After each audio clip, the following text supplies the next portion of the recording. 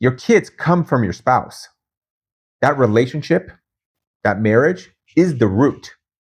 The kids are the fruit of that. You don't neglect the root to tend to the fruit. That kills both of them. All of my failed relationships have one thing in common: me. Now, sometimes I was the cheater.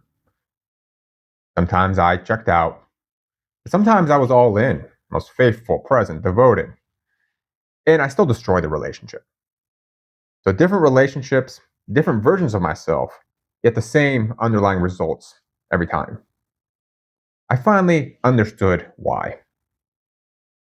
Now, I'm not married. I don't have kids. I'm not a relationship coach. What I have is a pattern that I couldn't quite escape, and enough wreckage behind me to finally see clearly what was causing it. And when I look around, I see the same disease everywhere. It's the guy who says, my kids are everything. Or it's the man who says, she's my world. It sounds like love, but it isn't. It's something else, and it's quietly destroying the people closest to you. Now, in every relationship, at some point or another, and sometimes this was at the end of the relationship, I would make her everything. My anchor, my validator, my best friend, my therapist, my reason to get up in the morning. All of that weight landed on her. And I thought I loved her. I genuinely did think that, this was a sentiment of love. But underneath this love was this need, this constant kind of low grade hunger that no woman could ever quite satisfy. She couldn't name it. I couldn't name it either. But we both felt it. A kind of need that has a clinginess and a weight to it. And eventually, every single time, the relationship would collapse. She would leave, or I would blow it up, or it would just quietly die. Same guy, different woman, same result. Now, it wasn't the cheating necessarily that caused it. It wasn't the checking out that caused it. Even the times that I was fully devoted, that didn't cause the breakup either. These are all just symptoms. There's a cause underneath it all. Now, there's an order that's important in every person's life. And most men have it totally backwards. God first, spouse second, kids. That's the order, and almost no one lives it, including myself. Instead, what I see frequently, is you have the kids at the top, because that sounds noble. Or the woman at the top, because that sounds romantic. Or the career as the priority, because you have a fear of not surviving. And God is somewhere at the bottom, if he's there at all. And here's what happens when God is missing from the top. All of that unresolved weight slides down, and it lands on those who are closest to you. Your woman becomes responsible for your peace. Your kids become the reason you get out of bed.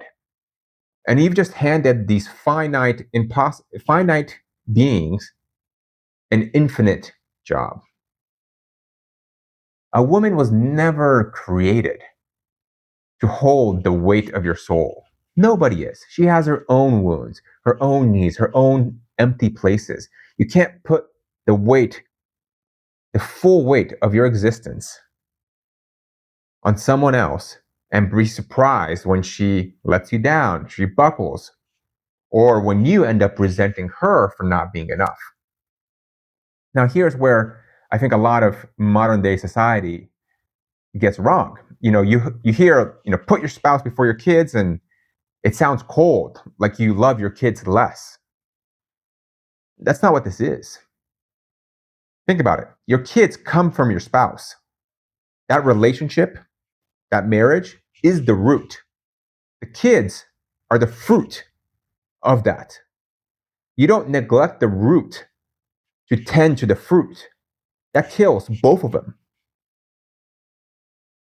And the other side of that is your spouse can't be your everything either. She is imperfect. She's a human being.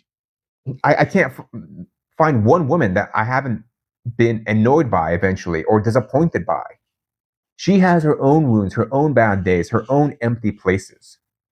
And if she's sitting at the top of your priorities pyramid, she'll eventually crack under the weight of that. And you'll end up resenting her for it. Not to mention, no woman actually wants to be everything to a man. It's too much, it's suffocating, it's not in a female biology. What she wants is a man who is full enough that he can love her freely, not a man who needs her to survive. And that's what this vertical relationship with God enables. God fills only what God can fill. Now you can love her without needing her to be infinite. You can give her grace when she's difficult because you're not dependent on her mood for your peace. You can pursue her, serve her, lean on her, but from a place of abundance instead of hunger. And she feels that. A woman knows the difference between a man who loves her and a man who needs her. One is the same love that God gives us. The other is pressure. So what does this vertical relationship with God look like? I'm not talking about, occasionally go to church or occasionally, no, it's like build a real relationship with God. Someone that you can count on at 2 a.m. when you're feeling shame, when you're feeling like you failed, when you have that ugliness you don't want to show anyone. Just throw it at God. He's the creator. He can handle it. When you go vertical, when you actually let God carry only what God can carry, something fundamentally shifts. You stop needing her to fix you. You stop showing up hungry. You show up with something to give instead of something to take. Now think about the kids. The parents who say, my kids are everything, those kids are carrying something they can't name. I'm a result of the subconscious parents or subconscious pressure. The weight of being someone's reason for living. That's not a gift you give to your kids. That's a burden. Worse, those kids are watching their parents perform love while living in this quiet tension.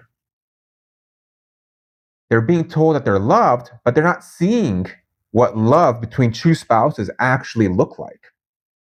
But when a kid watches each parent have a real relationship with God and then with each other, they don't have to be told what love looks like. They see it and they want to emulate it because that's how kids learn. They imitate their parents.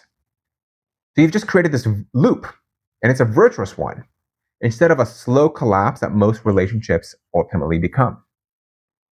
Now, this only works if both people are aligned, pointing up and looking towards God. The whole structure depends on it.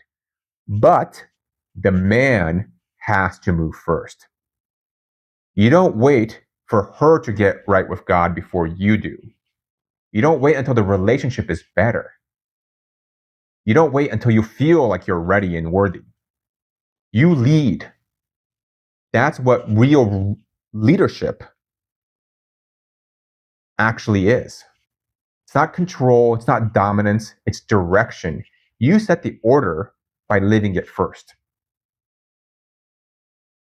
God, then her, then the kids. And when you get that order right, when you stop asking people to carry what only God can carry, everything downstream changes. She relaxes, you breathe, the kids see something real, the whole thing becomes self-reinforcing. I spent years asking women to carry only what God can carry. And every version of me, the faithful one, the checked out one, the one who cheated, there was this hole that no one could fill. No woman was ever going to fill that for me. And you're probably doing the same thing, whether it's your woman, your kids, your career. But you need to put God first. Because once you get that order right, your relationship with God improves, which then means your relationship with your spouse improves, which then means your relationship with your children improve, and you create this beautiful family.